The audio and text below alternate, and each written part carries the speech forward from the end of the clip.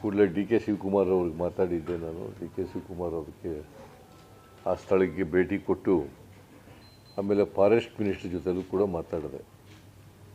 ಯಾಕಂದರೆ ಅಲ್ಲಿ ಒಂದು ಕೆರೆ ಇದೆ.